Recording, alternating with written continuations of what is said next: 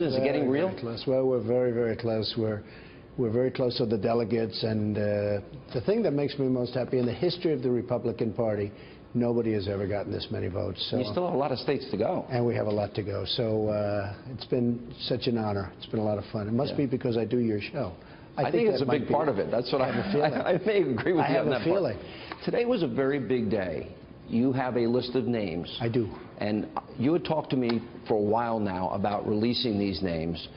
Your judicial philosophy. You said you wanted originalists. You said you wanted people like Antonin Scalia and Clarence Thomas on the Supreme Court. It's true. Tell us about this list of names. Well, I've been having a lot of feedback from a lot of different people, and I've had, as you know, tremendous endorsements, and I'm a conservative, and I may have different views on different things, and I think I'm extremely conservative, as an example, on trade. But a conservative would say I'm not, because I don't necessarily believe only in free trade. You know what I believe on trade is good deals for the United States. Fair trade. Well, somebody said to me, what is your view on trade? I said, my view is good deals for the United States. It's a very simple view. And if you can call it conservative, call it whatever you want. But so with the judges, they were saying, well, what happens if he appoints the wrong judges? And what we did, and I just have it, we just took a list of judges.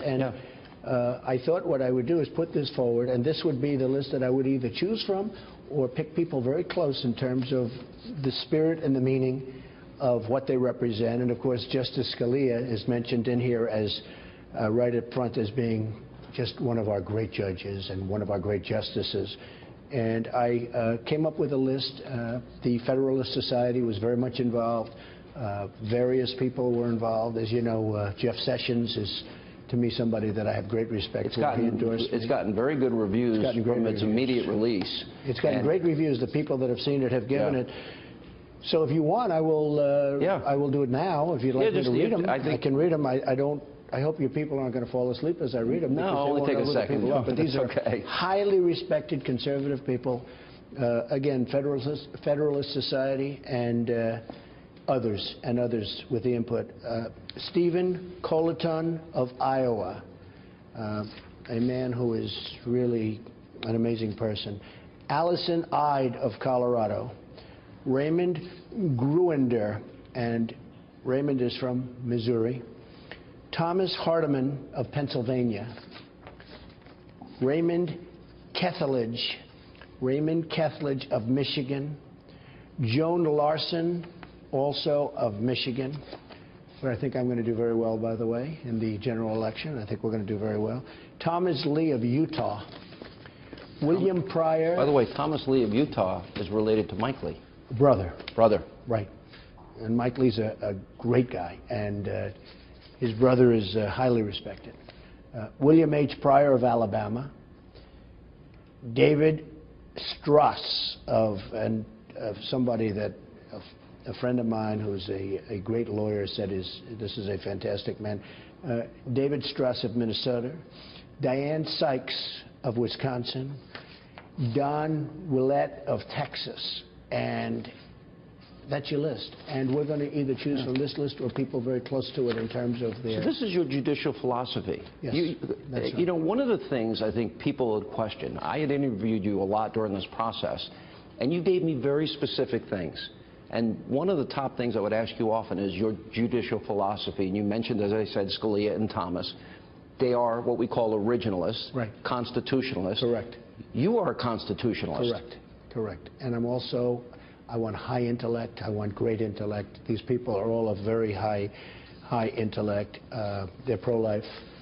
And so that's my list. And we are going to choose from, most likely from this list, but at a minimum, we will keep people within this general realm. And again, I have a lot of people that are conservative that really like me, love everything I stand for, but they really would like to know my view, because perhaps outside of the defense of our country, perhaps the single most important thing the next president is going to have to do is pick Supreme Court justices. This will have an impact for generations to come. Oh, generations. And I will say, if Hillary Clinton, who is doing very poorly in this whole rigged system that Sanders happens to be in, but if Hillary Clinton, for some reason, wins, your country will never be the same, because she's going to put disasters on the Supreme Court. So these are the names. This is interesting because I think there might have been some people. I've talked to people on the radio show, and some people said, well, Donald Trump's a recent convert to conservatism. And I asked you very specific questions. For example, you know, you say you want a balanced budget. You actually told me once it's immoral to steal from our kids. Well, I do want a balanced budget. We could do it a lot quicker. I mean, I've heard people say, well, balance the budget within 20 years. I'm saying 20 years? What are you talking about? I do want a balanced budget. And you have to understand, I was born in New York, and I really started my business, you know, I was in Brooklyn and Queens with my father, but I moved to Manhattan, and I started doing very, very well in Manhattan. And if you look at the statistics on Manhattan, whether you like them or don't like them, it's very liberal, it's very Democrat, and I think that, you know, probably a lot of people feel because I come from essentially Manhattan, I would be that way. And I wanted to put this list out because I wanted to quell any fears that people may have. I mean, this is a list of people that I got them from people I most respect. And you vetted each one. You almost did it like a job interview. Well, I vetted, but to a much greater extent, the Federalist Society vetted and has tremendous respect. Heritage has looked at it, who I have great, great respect for. And I know Senator Sessions has brought the names around to different people in the Senate. And people have seen the list. I mean, people have seen the list, but you're the first one that's seen it publicly. Yeah, you know, this is, I think, the most important thing as you now transition to a general election.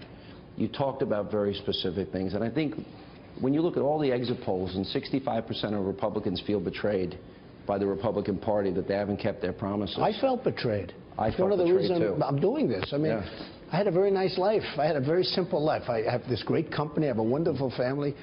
I complicated my life, that I can tell you, although I'm having a good time doing it. But it's not I'm hurting having your a bottom good line. time. I noticed your financial statement. You're still doing okay financially. We're doing well. We put in our financials 2 days ago, and people are seeing I built a great company.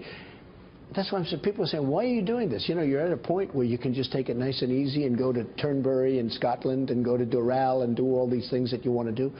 But I'm doing it because, you know, I'm putting back. I want to put back. You want to give back. I want to give back, put back. What I want to do is make America great again. You know, the theme is such a great theme. And I didn't even realize it was that good until I started really getting out there. And I add to it, and it's called America First. We're going to put America first. On trade deals, it's like we make deals, they're so bad. They're so inconceivably bad. And I said, no, we want you all to do well, but it's America first. When China's ripping us to, you know, you look at trade deficits of $500 billion a year, who's negotiating these deals? You want fair trade. You're not a protectionist. You want better deals. I want fair trade.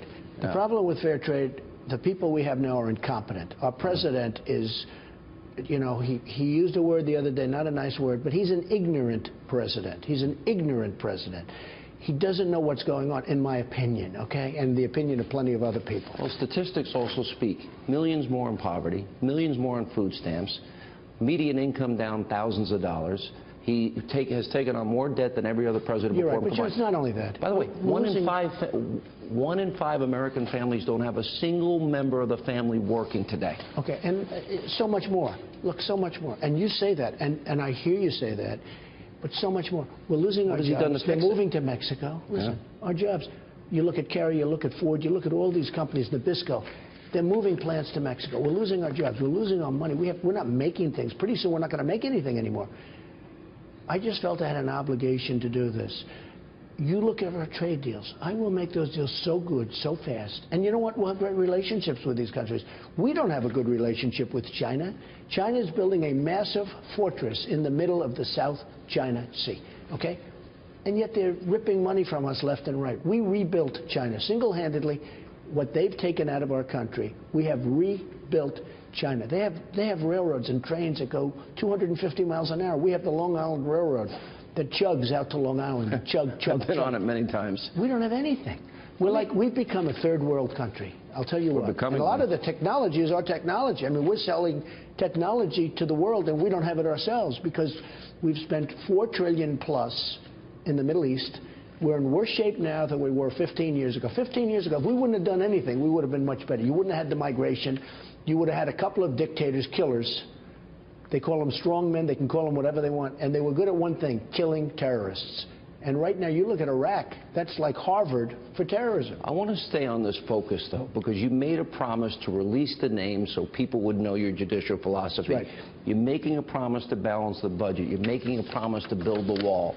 You made a promise you're going to repeal Obamacare 100%. and replace it with... choice. Replace it By with... the way, you don't even have to repeal it. We're going to do it before it happens. It's falling in its own 17, weight. it's going to implode. And in fact, on November 1st, new numbers are coming out. Right before the election. They're trying to change the date. They want to make it after the election. And it's going to show the increase necessary to sustain Obamacare. And it's going to be massive. Everyone's talking about it. Are these promises... Don't let anybody change that date. And you want to replace it with health savings accounts, maybe? Yes, but there's so many other things. Just so you understand, once we get competition going with free enterprise, where the insurance companies actually have to go and compete instead of having states as a monopoly, you get rid of the borders, you get rid of the lines, right, where they can't go outside. Once we get rid of that, and they almost had it this time, they could have had it this time, and you would have seen such competition, there will be plans, healthcare plans, that you never even heard about, that haven't even been thought about right now. There will be such competition, it'll be a beautiful thing. The numbers will go way down. First of all, Obamacare is no good. The premiums are through the roof, but have you looked at deductibles lately? It's huge. Unless you're dead or in the process of almost death, you can't use it. What I'm trying to get to is, with the release of these names, that was a big promise. Balancing a budget is a big promise. Building a wall is a big promise. Repealing Obamacare is a big promise. I understand you're giving a speech next week on energy independence. Right. That's a big promise. In North Dakota. Building our military, taking care of our vets, those are big promises. Ending Common Core.